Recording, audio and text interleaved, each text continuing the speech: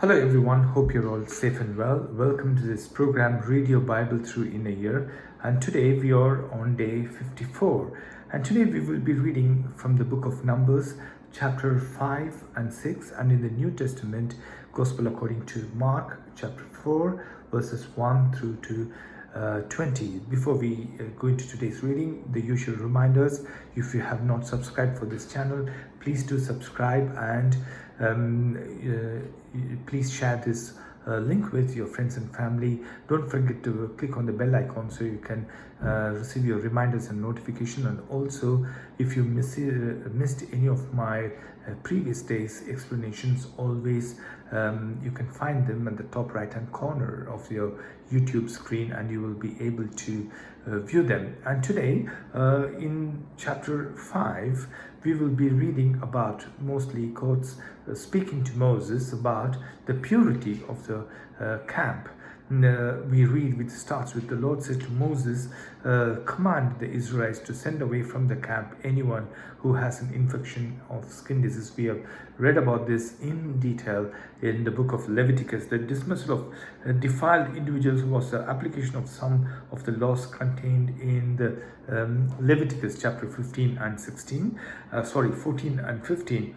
And also chapter 5 talks about the test of the unfaithful woman. When a married woman was suspected of the infidelity, God's personal judgment was to be sought in the matter. The punishment for such unfaithfulness was death. In Leviticus chapter 20 and 10, we read about this as well. This passage describes the method by which the priest was to ask God to reveal whether an accused woman was guilty or innocent. The process, God tells them what are the process the Levite has to implement, a test to see whether the woman is faithful or not. And also chapter 6 talks about two important things about the Nazarite, you might call it, like Samson, and in the New Testament we'll talk about John the Baptist. So they are Nazarites, so they are set aside, voluntarily set aside for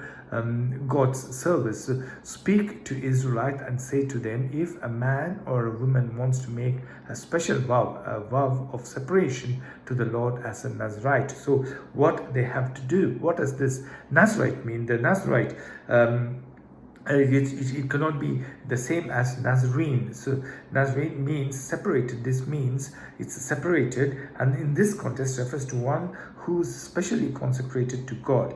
By the term, the vow, men or women could voluntarily separate themselves. It's not forcefully done, but it is voluntarily separate themselves unto the Lord for a specific period of time. So it's not throughout the life. Sometimes it could be even for life. So it's not a Nazarene, it's a Nazarite. Okay, Nazarite it could be. The person did not become a hermit, however, separating himself from the society. Samson, Samuel were the Nazarite in the Old Testament, and also in the New Testament we talk about John the Baptist might have been another one, and Apostle Paul may have taken this vow as well. It's a voluntary vow anyone makes. So some of the examples are Samuel.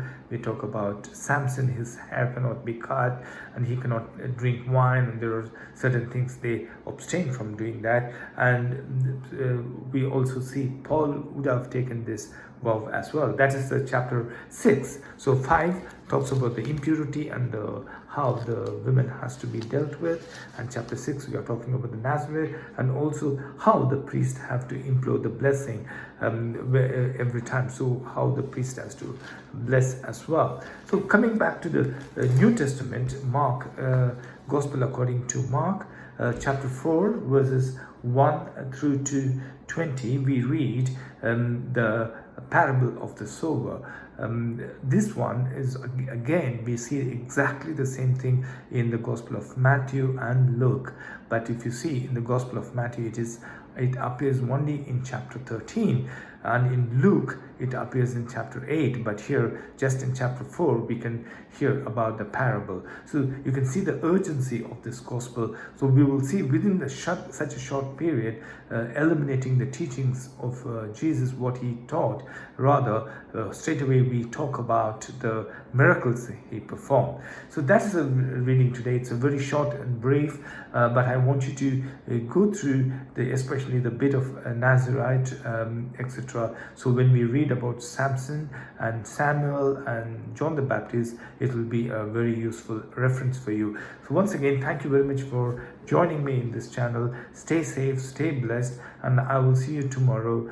Stay blessed and goodbye.